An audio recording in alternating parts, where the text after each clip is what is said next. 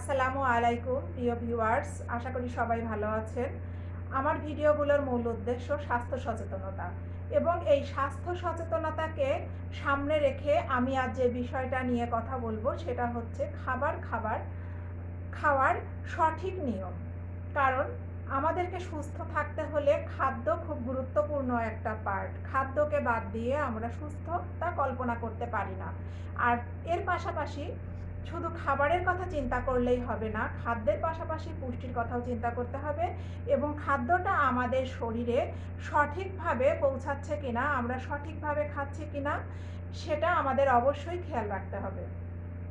সারাদিনে আমাদের কাজকর্মের পাশাপাশি শরীরকে কার্যক্ষম রাখতে খাদ্যের দিকে অবশ্যই বিশেষ নজর দিতে হবে।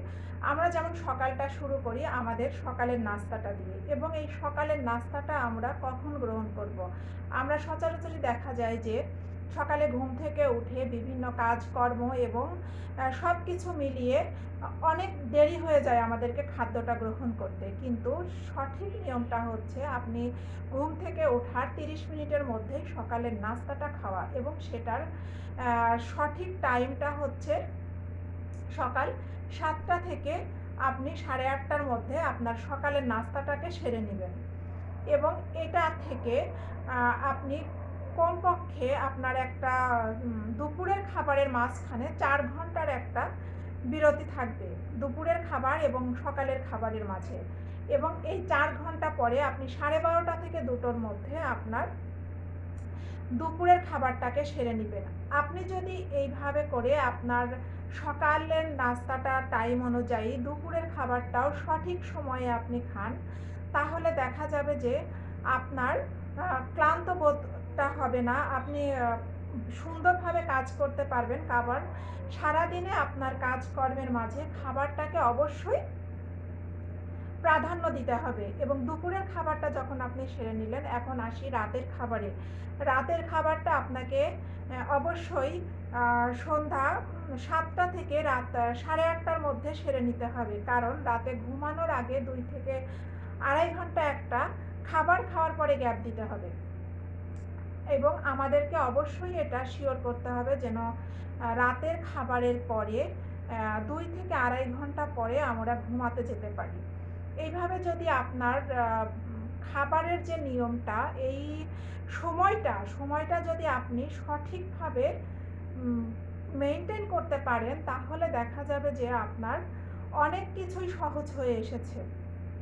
এবং সারাদিনে যে আমি 3টা টাইম বললাম, এই মেইন যে মিলটা আমাদের সারাদিনের, এটা হচ্ছে মেইন মিল টাইম, এবং এর মাঝেই আমি যে বলেছি সকাল থেকে দুপুরের মাঝে একটা 4 ঘন্টা বিরতি, এবং এখানে আমরা কি করতে পারি, আমাদের ছোট্ট একটা মিল রাখতে পারি। সেটা বলা হয়ে থাকে যে মিড মর্নিং একটা মিল, এবং দুপুরে খাবারের পরে যে আমরা রাতের খাবারটা খাচ্ছি, এখানে বিকেলে আমাদের আরেকটা মিল রাখতে পারি বিকেলে। এইভাবে যদি আমরা খাবারটা সারাদিনে 5 থেকে 6 বার ভাগ করে নিই, তাহলে দেখা যাবে আমরা যে একসঙ্গে অতিরিক্ত খাবার গ্রহণ করে ফেলছি, এই প্রবণতাটা আমাদের দূর হয়ে যাবে। আমরা সুস্থ থাকতে পারবো, আমাদের বিভিন্ন সমস্যাগুলো এর মাঝে আমরা মেনটেন করতে পারবো।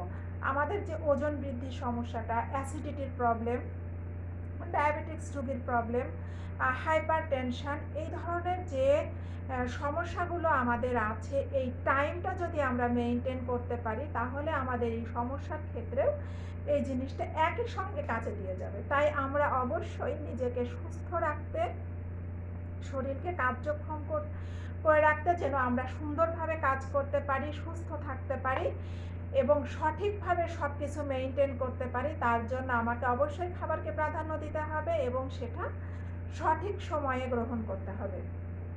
কারণ খাদ্য যদি আপনার শরীরে সঠিকভাবে ইনটেক না করে, আপনি যদি খাবারটাকে প্রাধান্য না দেন, খাবারের থেকে যদি কাজকে বেশি প্রাধান্য দেন, তাহলে আপনি সুস্থ থাকতে পারবেন না, আপনার কাজটাও সঠিকভাবে পরিচালনা করতে পারবেন না।